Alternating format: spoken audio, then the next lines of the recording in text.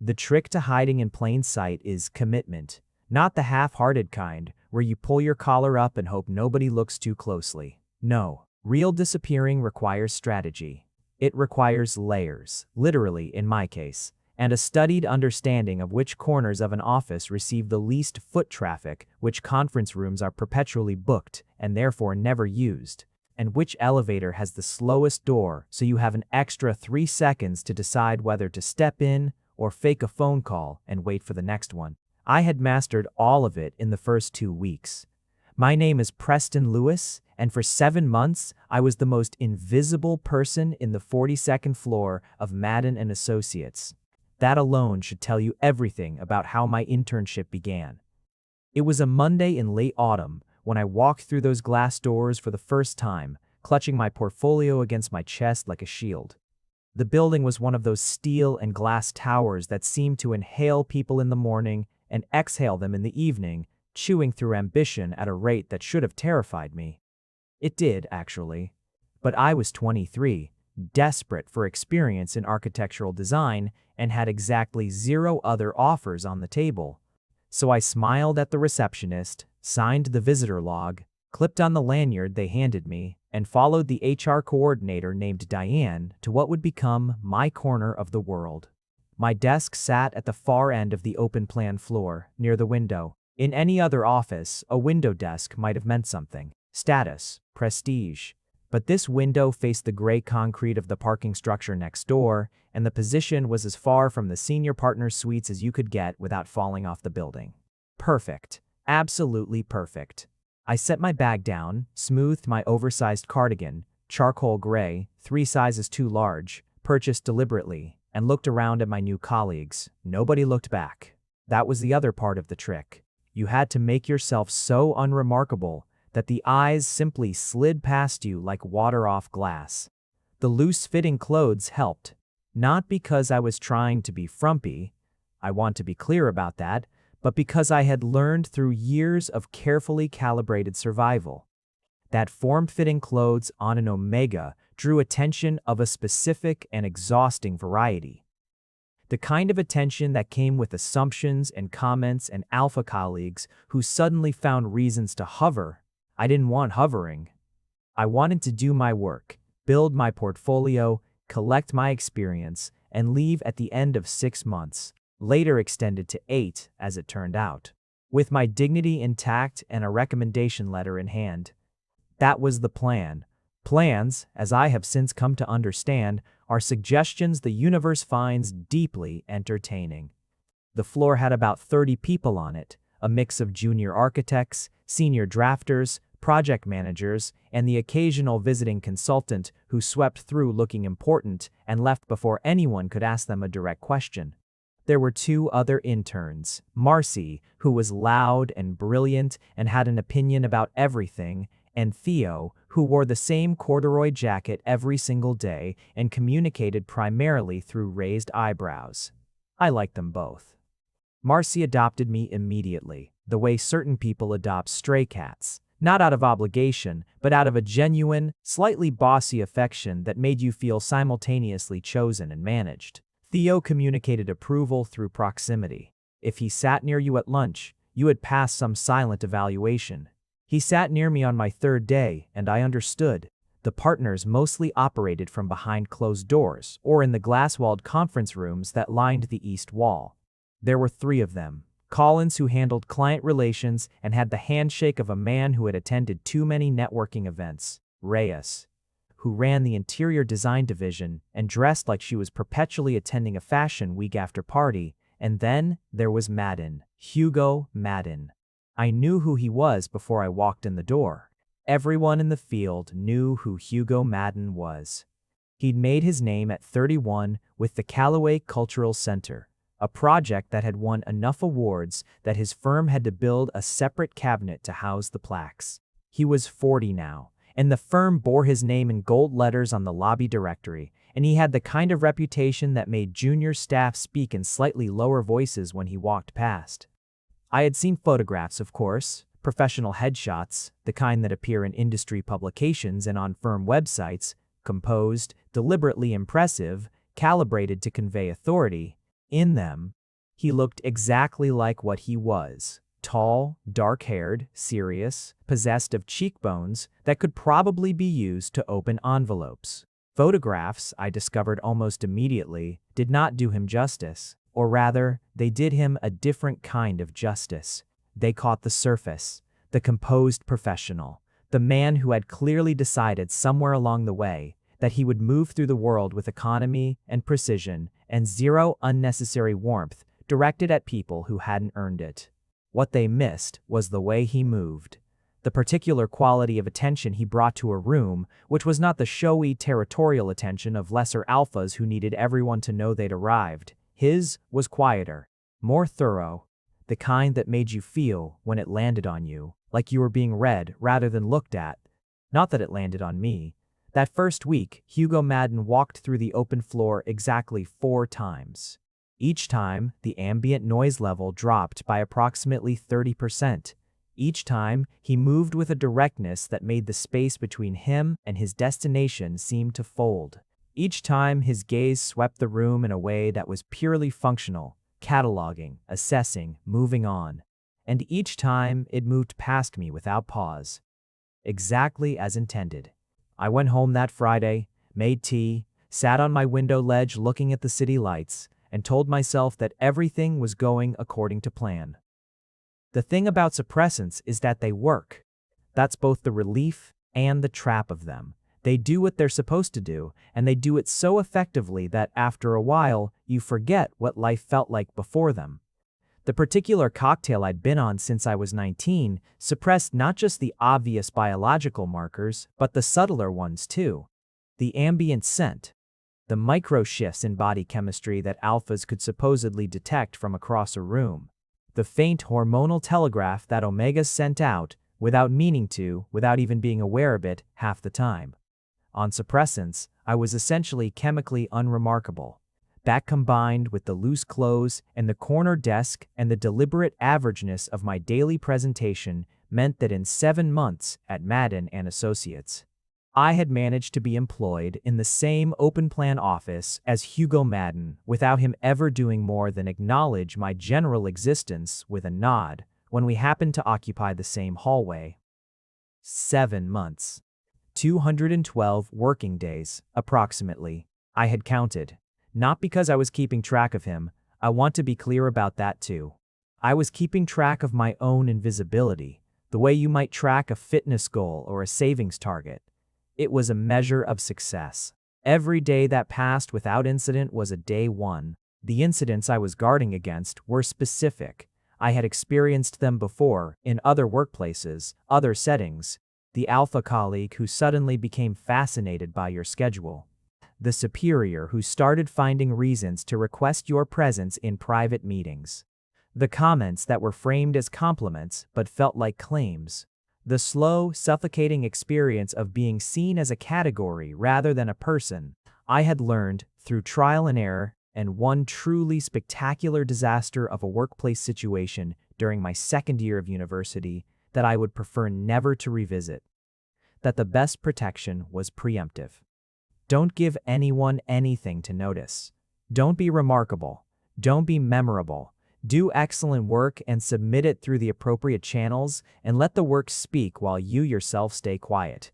It worked beautifully, right up until the morning in late spring when it didn't. The project was the Vantage Heights mixed-use development. 12 floors of commercial space topped by residential units, a rooftop garden that the client wanted to be architecturally significant, and a budget that was generous on paper and punishing in reality. It had been in development for 18 months before I arrived, and it was at the point in its life cycle where the senior team was deep in the revision spiral, clients changing their minds, structural requirements shifting, the interior design team and the architecture team arguing about load-bearing walls.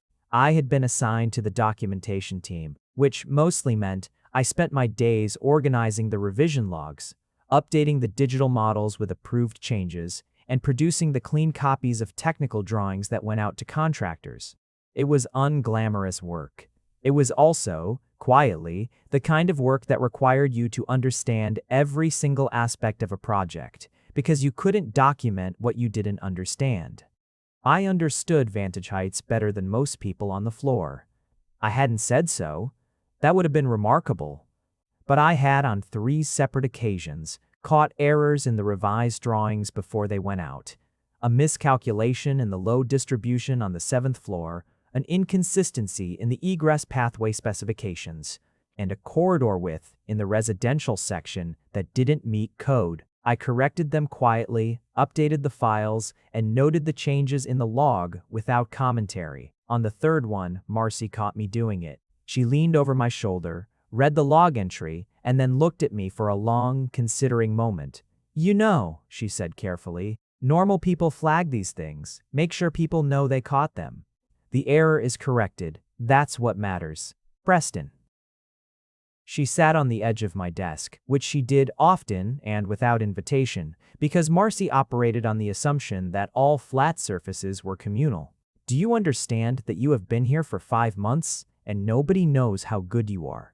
Diane knows. She gave me a very positive midterm review. Diane is lovely, but Diane doesn't decide whether you get a full-time offer. Madden decides that." The name landed in my chest the way it always did. Not with any particular emotional weight, or so I told myself, but with a kind of awareness, the way you note a thunderstorm on the horizon. Present, significant, to be monitored from a safe distance. "I'm an intern," I said. "I'm not auditioning for anything." Marcy gave me a look that contained several layers of skepticism. "Honey, everyone in this building is auditioning for something. That's just what work is." I thought about that for the rest of the afternoon, thought about it on the train home. Let it sit with me over dinner, turning it over in my mind the way you work a loose thread, not quite ready to pull it. She wasn't wrong, exactly. But the problem with being seen for your work was that sometimes being seen for your work led to being seen in other ways, and I had worked very hard to prevent that. I went to sleep telling myself that 5 months was almost the end.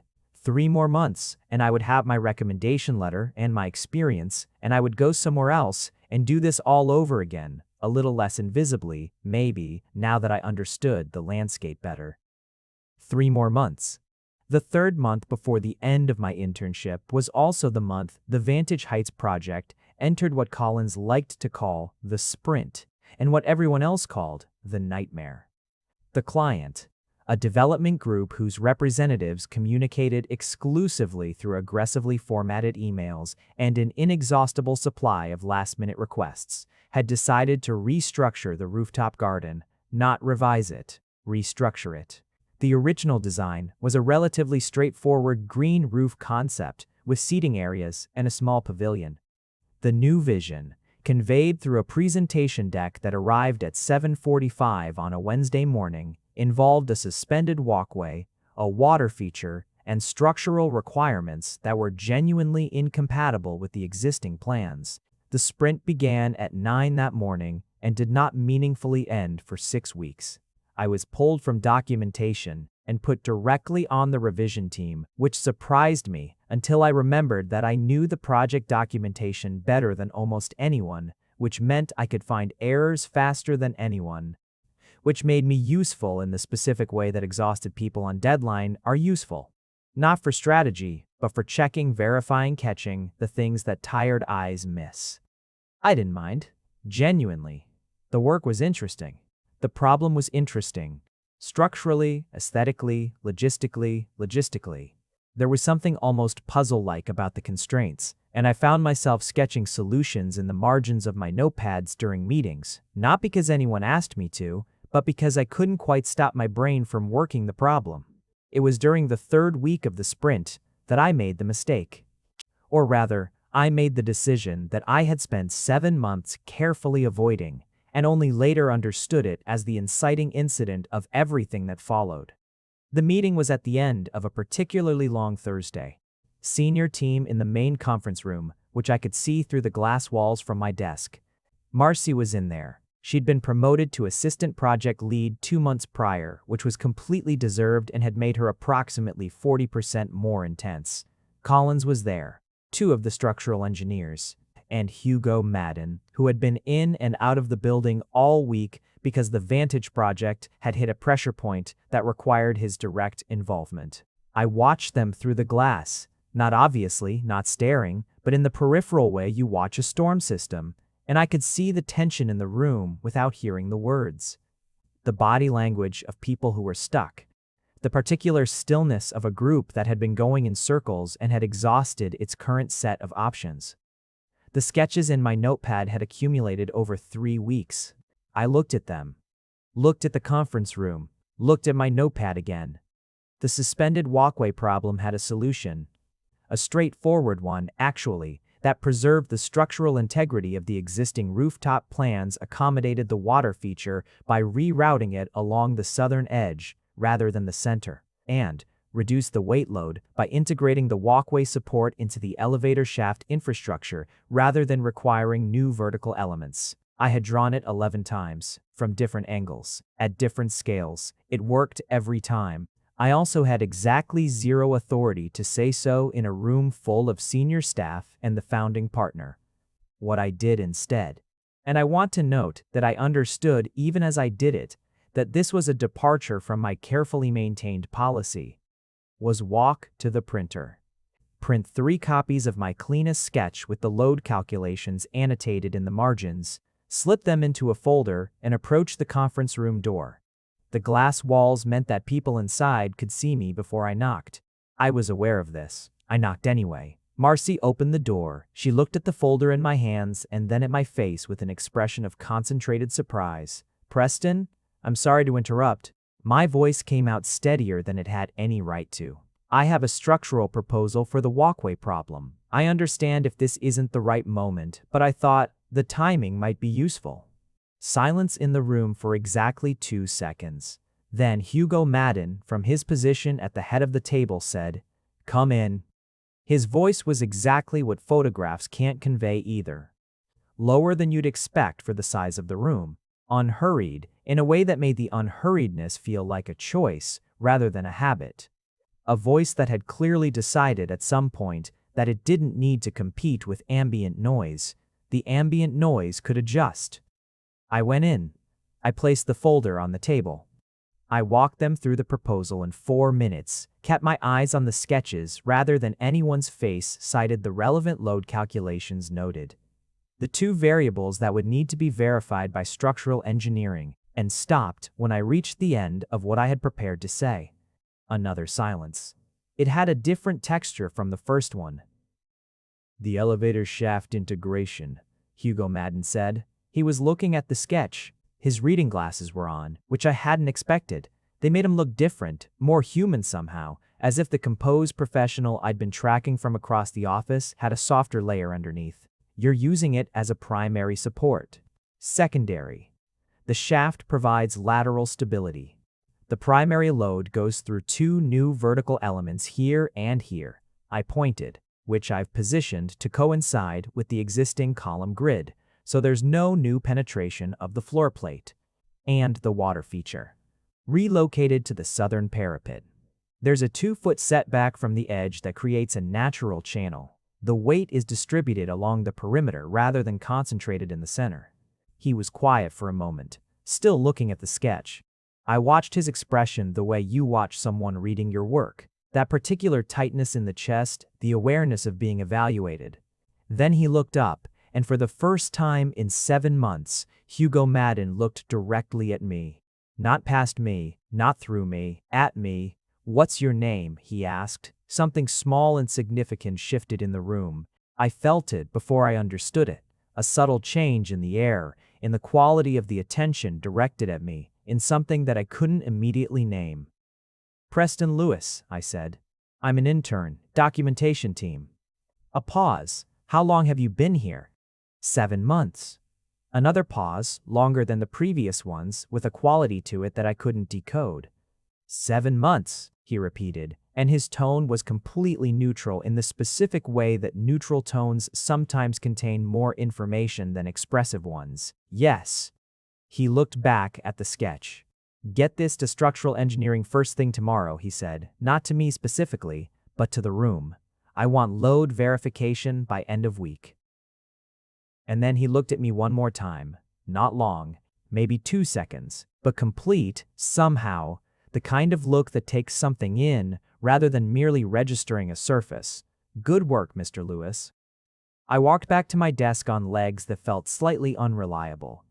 Marcy appeared beside me approximately 30 seconds later, wearing an expression that combined vindication, delight, and something that looked dangerously like scheming. "I told you," she said simply, "don't." "I did, though." "Marcy." "You're welcome," she said, and went back to her desk.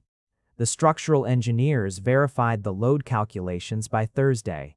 The proposal was adopted with 2 modifications, minor ones, adjustments to the foundation, anchoring, that I had actually anticipated but hadn't included because I didn't want to overstep. The project moved forward. The sprint continued, and it was relentless, and I stopped going home at a reasonable hour and started eating dinner at my desk 3 nights a week. Everything continued as before, with one change. Hugo Madden knew my name. This shouldn't have mattered. Practically speaking, it was a piece of information with very limited operational impact. He didn't suddenly start assigning me tasks, or calling me into meetings, or doing any of the things I might have expected from a senior partner who had just noticed an intern existed. Life on the 42nd floor continued in its established rhythms. Except, the first week after the conference room, I noticed that when he walked through the floor, which he did daily now, given the sprint, his path had acquired a slight variation, not dramatic, not obvious.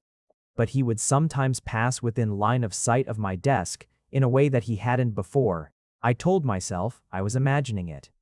The second week, Collins mentioned in passing during a documentation check that Madden had specifically asked whether the revised rooftop plans incorporated my original sketch or the engineering team's modifications. I told myself this was normal project management. The third week, I arrived early on a Wednesday to finish a revision set before the morning meeting and found Hugo Madden already in the office, which was not unusual, because he reportedly worked hours that would have alarmed a cardiologist. And when I set my bag down and settled at my desk, he looked up from across the floor and nodded. Just a nod. But it was a different nod from the hallway nod I'd been receiving for 7 months. More deliberate. The kind of nod that acknowledged a specific person rather than a general presence. I nodded back. And then I stared at my screen for a full 2 minutes without seeing anything on it. The problem. And I want to be honest with myself here, now that I'm telling this story, now that I have the luxury of retrospect. The problem was not that Hugo Madden had started noticing me. The problem was, what happened in my chest when he did? My suppressants ran out on a Thursday in early June. This was my fault entirely. I had a prescription reminder set on my phone, and I had ignored it for 2 weeks because I was in the middle of the sprint, and I had told myself I'd call the pharmacy when things settled down. And things had not settled down. And by the time I thought to check the bottle, I had exactly 1 pill left, and it was Thursday evening, and the pharmacy I used was a specific one, 3 neighborhoods away, and their last delivery window had closed. I could have taken the last pill and called first thing Friday morning. That was the sensible option. Instead, and I genuinely cannot explain this decision except as evidence that 7 months of sustained stress had eroded my judgment in ways I hadn't fully registered. I put the pill back in the bottle, told myself one day wouldn't matter, and went to sleep. One day. It's not like a switch. I want to be clear about that because most people who haven't experienced it imagine it as dramatic. A sudden transformation, a before and after. It's not. It's a gradient. A slow, incremental return of things you'd suppressed so thoroughly you'd stopped noticing their absence. The way the world has a slightly different texture. The way other people's emotions have slightly more weight in the air. And the way you yourself have presence, again. The physical fact of yourself, which suppressants quietly muffle, returns like a radio signal coming back into range. I didn't think much about it Friday morning. Got dressed in my usual armor. Loose trousers, an oversized button-down in soft gray, a cardigan over the top. Made coffee, took the train, went to work. The rooftop model needed revision. There were 17 comments in the shared document that needed responses. Marcy had left me a note about a discrepancy in the egress plans that I'd been meaning to look at. Normal Friday morning. Everything normal. The first sign that something was different was Theo, who arrived at 9:10 and sat down across from me, and then looked up with an expression I had never seen on his face before. Theo, who communicated through eyebrows and proximity. Theo, who had sat near me at lunch since day 3 of my internship. He looked at me for a full second and then looked away again, very deliberately, in the way of someone who has seen something they've decided not to comment on. "Morning," he said. "Morning," I said, and felt the first small thread of unease. Marcy arrived at 9:30 and immediately stopped 2 feet from my desk. "Preston," she said, with the specific careful quality in her voice that I had learned to identify as her operating in a mode of extreme tact, which was unusual enough to be alarming. "Did you change your shampoo?" "No," I said slowly. She said. "Marcy, no, nothing. Morning." She went to her desk and did not look at me for a solid 20 minutes, which, for Marcy, was essentially an eternity.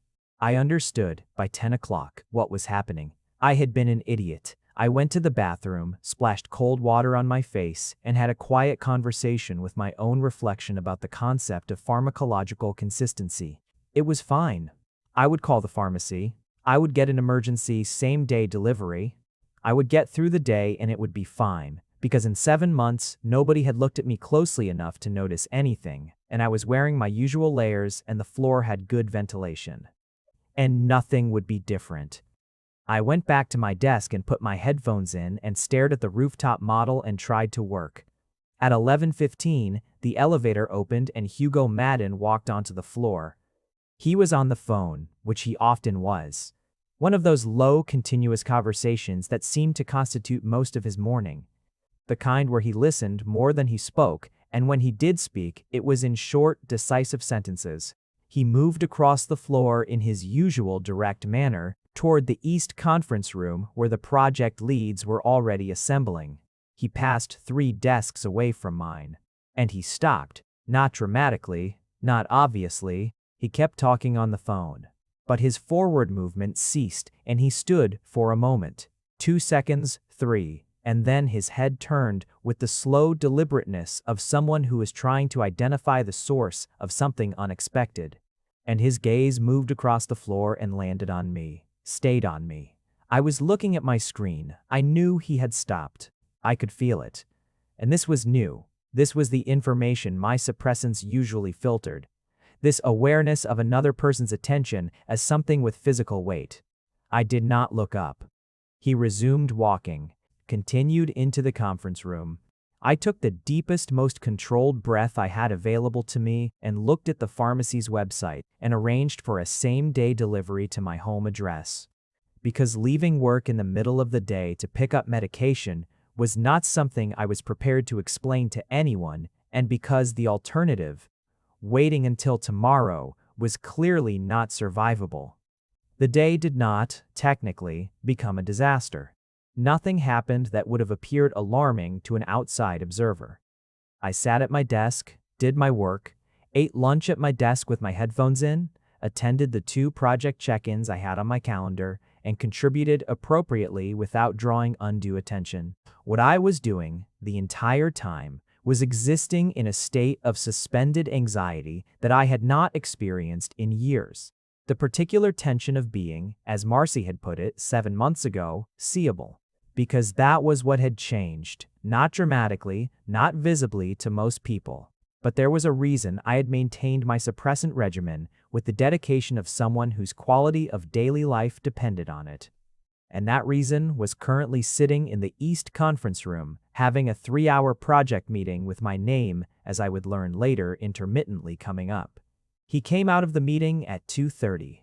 I was deep in a revision set, genuinely absorbed, which was both a relief and a tactical error. Genuinely absorbed meant genuinely distracted, and genuinely distracted meant that I didn't notice him approaching my desk until he was close enough that I registered his presence the way you register a change in atmospheric pressure.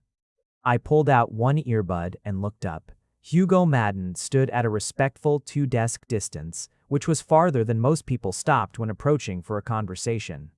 Something in his posture suggested awareness, a deliberateness, the kind of body language that said he was paying attention to something I couldn't see. "The rooftop walkway," he said. "Your original sketch had the anchor points 3 feet off the column's center line. Do you remember why?" A question, just a question, an architectural question about a specific technical decision. I remembered exactly why. Clearance for the drainage assembly. If the anchors land on centerline, there's a conflict with the secondary drainage layer at that elevation. The offset maintains the 20mm clearance required by spec. He looked at me for a moment. The engineering team moved them back to centerline in the revision. I know. I left a comment in the document about the drainage clearance. They didn't see it. I can resend it. Or flag it to the project lead. Another pause. He was looking at me, and I was looking at him.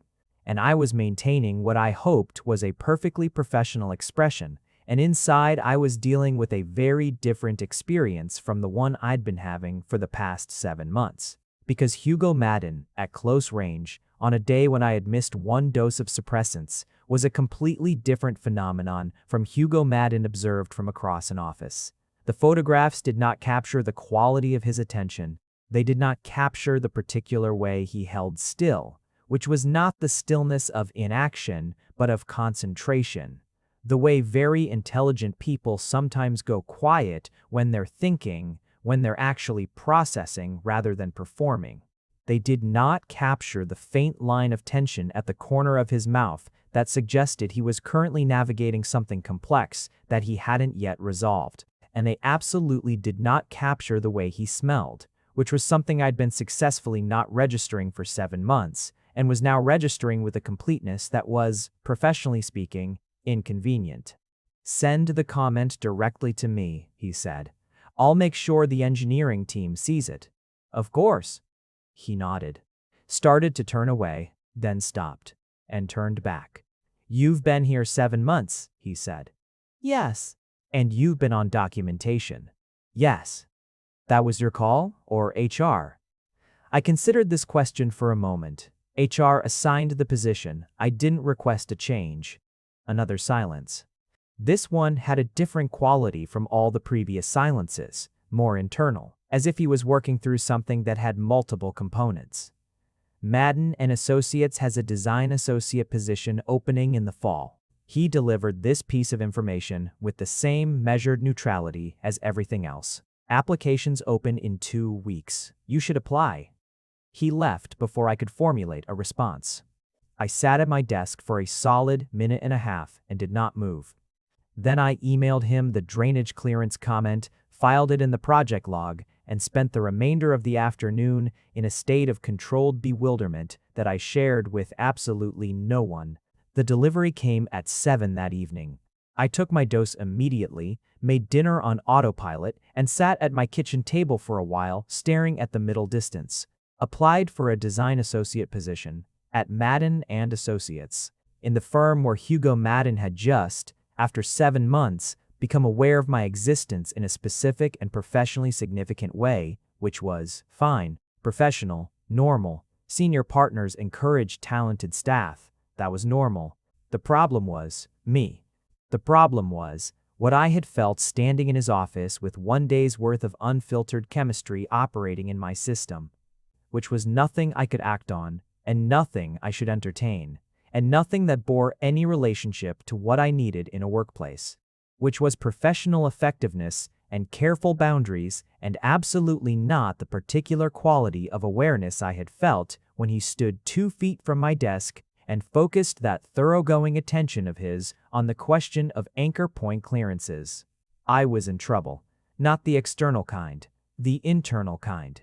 The kind that comes when you have spent considerable time and effort constructing a careful life around the principle of not noticing certain things, and then you notice them anyway.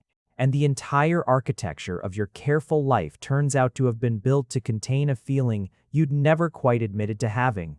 I had been watching Hugo Madden for 7 months, not in any way I'd acted on, not in any way that crossed a line.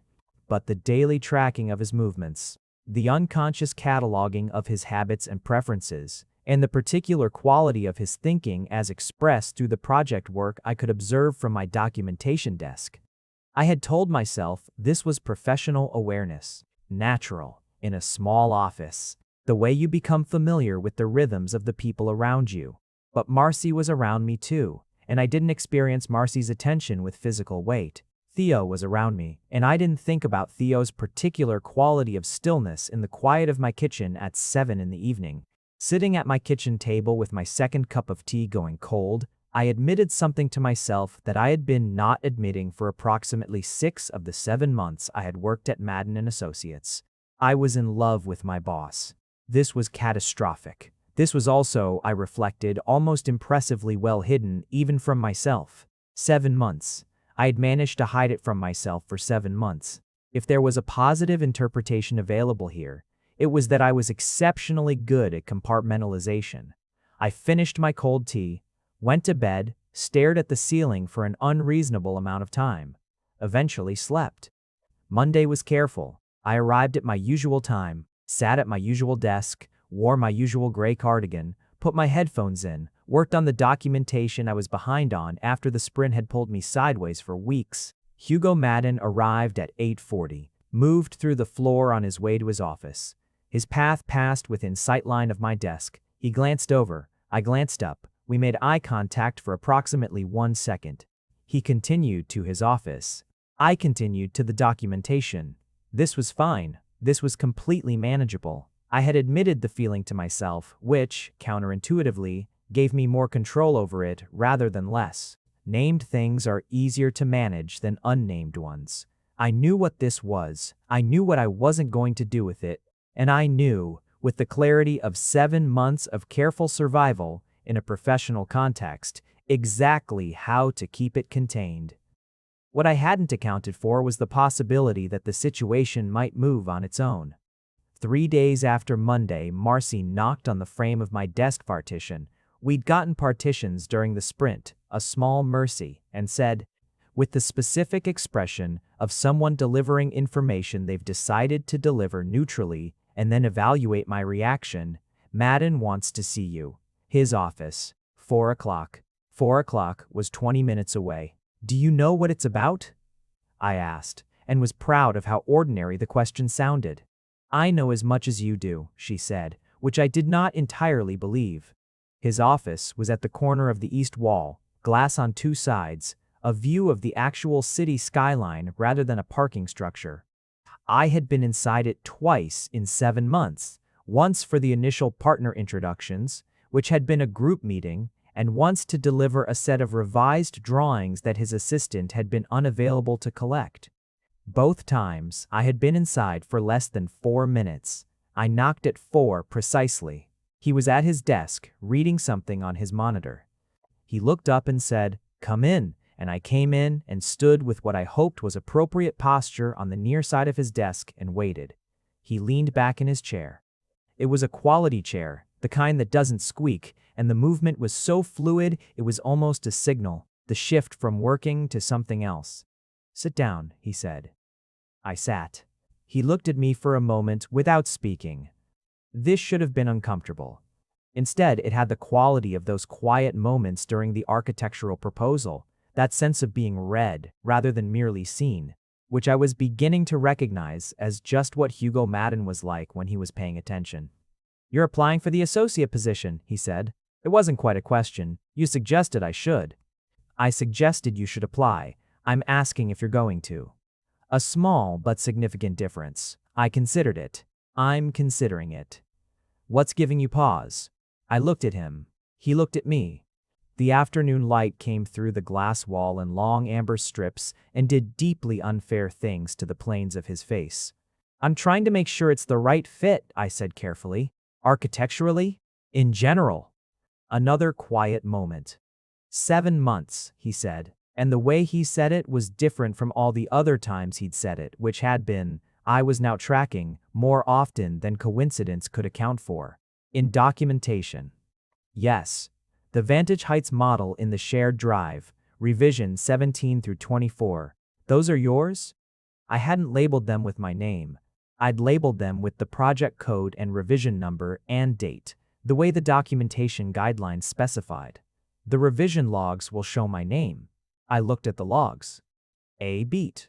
You've been building a parallel design track alongside the documentation work. This was stated without judgment, but it landed in my chest with a kind of exposure that I hadn't anticipated. The parallel sketches, the annotations, the solutions I'd been working through in the margins and the secondary files, and the 3 proposals I'd submitted through Marcy without putting my name prominently on them. I was trying to be useful without overstepping, I said. Why? The directness of the question caught me off guard. I'm sorry? Why were you trying to avoid overstepping? The standard expectation for an intern in a design firm is that they contribute ideas. That's what they're here to learn. I looked at my hands briefly. I didn't want to draw attention to your work, to myself. The words sat between us. Hugo Madden was quiet for a moment in the way that I'd come to understand meant he was processing something that had more than one layer. Is there a specific reason for that? And here was the question. The real one. The one that had a true answer which I was not going to give, and a partial answer which was also true and which I could give. I've found that workplaces are more comfortable when people's first impression of me is my work, I said, and not other things. He understood what I meant. I watched him understand it, the slight shift in his expression, the additional quality of attention, the quiet that followed. Omega, he said, not invasive, not inappropriate, just acknowledging the thing I hadn't said directly. Yes. And the loose uniforms, he said slowly, and there was something in his voice that I couldn't decode, something careful and measured, managing something of his own. A precaution, I said, standard practice for me in professional environments. Until I understand the culture. 7 months, he said again. And this time the repetition had a quality I couldn't mistake. Something that was almost, in a man who measured everything he expressed, an admission. I didn't say anything. He looked at me steadily. The associate position doesn't require you to make yourself smaller, he said. That's not how I run this firm. I know that intellectually. But I took a breath. It takes time to know something in practice, not just in theory. Another quiet, longer. The position is yours if you want it, he said, regardless of what you decide. That's based on the work, nothing else. I nodded. Thank you. He looked like he was going to say something else. Instead, he picked up his pen and turned back to the document on his desk. The movement was deliberate, not dismissive, but defining the end of the conversation with the same precision he applied to everything. I got up. At the door, I stopped. I wasn't sure why I stopped. My hand was on the door handle. It would have taken a single second to open it and walk through, and that would have been the right thing to do. The drainage clearance comment, I said. Did the engineering team see it? He looked up. Yes, he said. Did they fix it? They fixed it. I nodded, started to turn the handle. Preston. The way he said my name, not Mr. One. Lewis, not the professional formality of the formal register, but my first name, with a quality that I felt in my sternum, stopped me. Yes? A pause. A something working in his expression. The associate application, he said. There are no deadlines that can't flex. If you need more time to decide whether this is the right fit, take the time. I looked at him across the office. I don't think I need more time, I said, and my voice was steadier than my pulse. A beat. Good, he said. I left. The associate application took me 4 hours on a Saturday afternoon. I sat at my kitchen table, with the form open on my laptop, and wrote 2,000 words about my design philosophy and work to date, and then I deleted half of them and wrote them again. Less cautiously, this time, less like someone trying not to take up too much space. I submitted it Sunday evening. Monday morning, I arrived at the office, and Marcy looked at me from across the floor with an expression of intense satisfaction. You submitted the application. Did Madden tell you? No. You have a different face than you did last week. I have the same face. Different expression. You look like someone who's decided something. She tilted her head. It's a good look on you. Theo, from across the room, made eye contact with me over his coffee and raised his eyebrow exactly once. I raised mine back. This was, as these things go, progress. What followed was 3 weeks of careful, ordinary work, in which nothing externally significant occurred and everything internally significant continued to accumulate. Hugo Madden remained what he had been, precise, thorough, demanding in the specific way of people who are demanding of themselves first. He ran the floor with the kind of quiet authority that didn't require performance, which meant that when he was present, people focused. Not out of fear, but out of a kind of professional respect that I had come to understand was earned rather than given. He also, now, occasionally stopped at my desk, not often, not in ways that would have been visible as anything other than standard senior partner engagement with a team member. He would ask about the documentation status of a specific revision, or whether I'd checked the contractor log for the previous week's deliverables, or, twice, show me something on his tablet and ask what I thought. The second time he asked what I thought, I told him. Not hedged, not pre-qualified into oblivion, just what I thought about the client's proposed modification to the ground floor circulation, which I thought was going to create a conflict with the fire egress standard and also, separately, was aesthetically unpleasant. He looked at me for a moment after I finished with something in his expression that was not quite a smile. Hugo Madden, as I had observed across 7 months and was now confirming through closer proximity, did not smile readily, or at least not the surface kind, but was a thing in the region of one. An internal shift. Warmth without performance. That's exactly what I told them, he said. I felt warmth of my own, spread quiet and unbidden through my chest. Separately, he continued, the association review of your application came back. Collins and Reyes have signed off. Final sign-off is mine. That's a formality at this point, but I wanted to tell you directly. APO, thank you, I said. He nodded, stood up from where he'd been leaning against the desk partition, moved to leave. Hugo. I don't know why I said his first name. It came out before the professional filter could catch it. His first name, which I had never used in conversation, which I had said in my head approximately 1,000 times but never out loud, in the air between us. He stopped, turned. I looked at him. He looked at me. The afternoon light was doing the same unfair things it always did. I appreciate it, I said, being told directly. A long moment. You should have been told directly about a lot of things sooner, he said quietly. I missed 7 months. Something moved in my chest, not small. I made myself easy to miss, I said. I know. He was looking at me with that reading quality, the one that made me feel understood before I'd finished speaking. I noticed anyway. Eventually. The things that live in words, like eventually. All the complicated information contained in a single word when said by a man like Hugo Madden. He left. I sat for a while looking at the gray concrete outside my window. Then I turned back to my work. The incident, if you want to call it that, though it was the quietest possible version of an incident, happened on a Friday evening in late June, when most of the floor had cleared out, and the golden light of early summer was doing its particular generous work through the west-facing windows. I was finishing a revision set. There was no particular reason to stay late, except that the work was at a natural stopping point only 15 minutes away, and stopping 15 minutes short seemed wasteful. I had my headphones in. I had the rooftop model open on my screen. Hugo Madden was still in his office. I was aware of this peripherally, in the way I was now aware of most things peripherally when it came to him. A background awareness that I had stopped trying to suppress because suppressing it had become more effortful than simply acknowledging it and proceeding. At 7:05, he appeared in the open floor. He had his jacket over one arm and his bag in his hand, the end-of-day configuration that I had cataloged without meaning to over 7 months. He paused when he saw me. You're still here, he said. 15 more minutes. He looked at the time. Back at me. Have you eaten? The question caught me off guard enough that I answered honestly. Not since lunch. Something moved through his expression, complicated and brief. There's a noodle place 2 blocks west, he said. Good soup, not crowded on Fridays.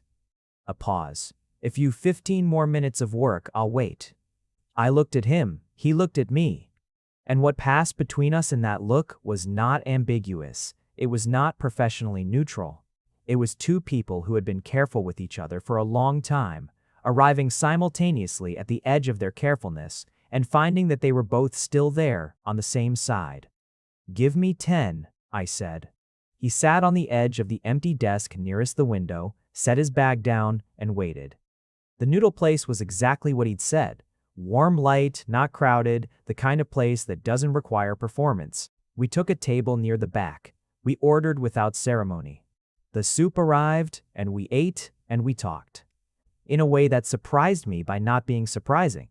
The conversation moved the way conversations move, when two people have been observing each other for long enough that the preliminary translations are already done. We talked about the Vantage Heights project, and then about the building across the street from the restaurant that had a structural oddity you could see from where we sat, and then about the firm's previous projects, which I'd researched extensively in a way that might have been professionally enthusiastic, but was at least partly something else. He talked about the Callaway Cultural Center, not the awards, but the problem it had been to design, the 18 months of iteration, the specific structural challenge of the public atrium that had taken 6 approaches to solve. He talked about it like someone who had lived inside a problem and understood it from all directions. I listened with the particular quality of attention that good work deserves. At some point, the restaurant had become quieter around us, and the soup had been replaced by tea, and I wasn't sure when either of those things had happened. The associate position, he said, when you start, and I'm going to stop saying if, because I think we both know you're starting, there are going to be people on the floor who make assumptions. I looked at him. About what? About why you were promoted. His voice was even, but there was something careful in it. About us. The word us, said plainly, in a restaurant at 8:30 in the evening. There's nothing to make assumptions about yet, I said. No, he said, not yet. We looked at each other across the small table. I want to be clear, he said, and the evenness of his voice had shifted into something more deliberate. The tone of a man who has thought about what he's about to say and decided it's the right thing to say, regardless of how it lands. I noticed you 7 months ago. The first week, I noticed, and I made a decision to maintain professional distance, because you were an intern and I was running the project you were assigned to, and the power differential was real. I absorbed this. I'm still running the firm where you're about to become an associate, I said. Yes, he didn't hedge this. It's a real consideration. I'm not dismissing it. What are you doing with it? I'm telling you about it, so you can make a decision with complete information. I looked at him for a long moment. Hugo, I said, and his name in my voice had a quality I could hear. The thing I'd been carrying for months, landing in the open air for the first time. I spent 7 months making myself invisible in that office. Not because of you, before you, because of other workplaces, other experiences. I got very good at it. I know, he said quietly. The fact that you noticed anyway, not because I gave you something obvious to notice, but because you were actually paying attention. I stopped, started again. That matters to me, more than I expected anything to. He was looking at me with the reading quality, the complete attention. I'm aware of the power differential, I said. I'm aware of the complications. And I'm also aware that I've been sitting in this restaurant for 2 hours talking to you, and the only place I've wanted to be is here, with complete information available. A long silence. Then we go slowly, he said, carefully. I can do carefully, I said. I've been doing carefully for 7 months. Something shifted in his face. Not quite the smile, but that interior warmth I'd been cataloging, undisguised now, directed at me without the professional filter. Differently carefully, he said. Yes, I agreed, differently. 11 months later, I moved a photograph to my desk. Not a significant photograph by most measures. A small print, a landscape from a weekend trip in the early autumn. The kind of image you take not because you're being a photographer, but because you want to remember how something felt. The coastline in the early morning, waves making their patient argument against the rocks, light the color of promises being kept. I had taken it on my phone. Hugo had framed it for me, quietly, the way he did things. Without announcement, appearing with the framed print one evening, and setting it on my kitchen windowsill, and saying simply that the light in it was good. He was right. The light was good. On the 42nd floor of Madden & Associates, the photograph sat in the corner of my desk, at the edge of the window that no longer looked like a consolation prize. I had my own office now. A small one, sharing a wall with the project archive, but an office with my name on the glass, Preston Lewis, Design Associate, in the same clean type as everyone else's. Marcy had brought champagne on the day I moved in. Theo had appeared in the doorway with his coffee, looked at the name on the glass, and raised his eyebrow with what I had come to understand was his maximum expressive output.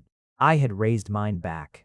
Hugo and I were what we were, which was complicated and deliberate and, on most days, exactly what I wanted. He had kept his word about slowly and carefully, which in practice meant that the first 3 months were conducted entirely in the registers available to 2 professionals who were doing everything correctly. And the only evidence of anything else was in the particular quality of quiet that existed between us when we were in the same room. And the occasional moment in the elevator, or the parking structure, or the noodle restaurant 2 blocks west where professional registers were not in operation. We had talked extensively about the complications. He had insisted on this with the same methodical thoroughness he brought to structural load calculations, which I had come to find both deeply characteristic and deeply appealing. We had talked about the firm's policies, and what they required and what they allowed, about how we would navigate the professional relationship and the personal one without conflating them, about the things I needed from a partner, and the things he needed about the 7 months of distance we'd each kept, and why and what it meant that we'd kept it even from ourselves. I had told him about the suppressants and the loose uniforms and the careful years of making myself manageable. He had listened with the whole quality of his attention, without interruption, without the kind of automatic reassurance that papers over discomfort rather than actually hearing what's been said. When I finished, he said, "I'm angry on your behalf, not at you." 3 words that rearranged something in my chest. "You don't need to be," I said. "I know I don't need to be. Quiet, even. I am anyway." That was when I understood something about love that I hadn't quite understood before, that it isn't the absence of difficulty, or the resolution of complications, or the arrival at some uncomplicated state of happiness. It's specific. It's this particular person, with this particular quality of attention, choosing to be angry on your behalf at the right moment. It's this specific configuration of another human being that fits against your specific configuration in a way that you couldn't have designed on purpose, couldn't have engineered, could only have encountered by being, eventually, in the same room. I had spent 7 months making myself not a problem, making myself easy to overlook, easy to manage, easy to categorize and set aside. Hugo Madden had noticed anyway, not because I advertised myself. Not because the biology had forced the conclusion, not even because of the day my suppressants ran out, which I had told him about, eventually with a certain amount of embarrassment, and which he had received with a thoughtful silence and then said, "I noticed you the first week, long before June." Not because I demonstrated my competence, though I had. Not because of the structural proposal, though that had mattered, because he had been paying attention, because paying attention was something he did, completely, without shortcuts, without the comfortable laziness of broad categories and quick impressions.